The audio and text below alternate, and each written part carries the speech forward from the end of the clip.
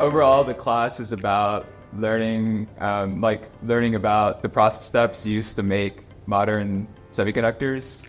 And the labs in this case, it's sort of like applying some things you learn. Like, oh, one lecture you learn about lithography, so okay, you get to do it in the lab.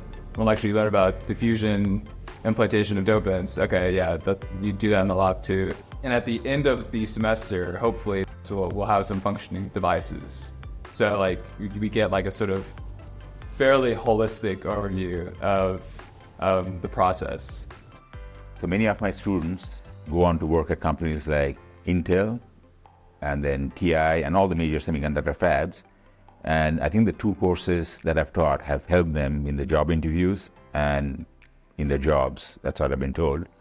So the fact that they've actually made transistors and tested them and see them operating really helps, solidify the theoretical concepts that they learn in the lectures.